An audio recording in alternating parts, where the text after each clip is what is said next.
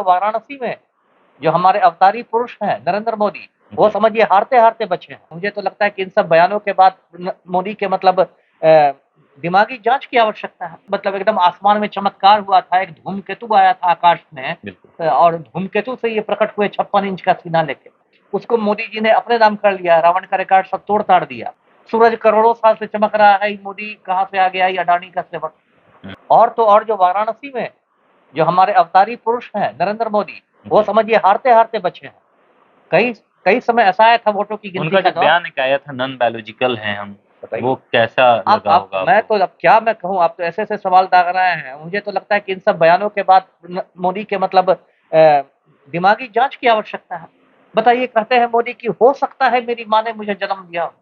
मतलब उनको इसमें संदेह है। और ये हर ये हर ये एक तरह से गाली भी तो हुआ ना, तमाम माँओं पर तमाम माँओं को गाली जिनका हुई। बेटा इतना बड़ा तमाम माँओं होकर को ये गाली, कहता अरे हो। आप कितने भी बड़े महान बन जाए तो सबको माँ ही जन्म देती है ना, हुँ, कि क्या ये धूमकेतु की तरह प्रकट हुए। हुँ, इनकी बातों से तो ऐसा लग रहा है जैसे कि मतलब एकदम आसमान में चमत्कार हुआ था, एक धूमकेतु आया था आकाश में बिल्कुल। और धूमकेतु से ये प्रकट हुए 56 इंच का सीना लेके। तो ये सब मतलब अहंकार की मत कहे कि पराकाष्ठा है।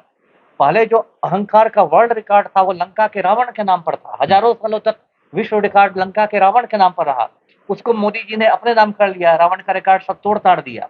उसके बाद जाने लगे विवेकानंद रॉक पर जाके साधना करने लगे। एक रवि किशन इनके सांसद हैं। हुँ, उन्होंने कहा कि अपने साधना से इन्होंने सूरज को मद्धम कर दिया, बिल्कुल, उन्होंने कहा था कि गर्मी जो घटा दी। इलेक्शन रिज़ल्ट और इलेक्शन के दरमियान जो गर्मी घटी है मतलब वो मोदी जैसा ने। दूल्हा है वैसा ही बाराती है।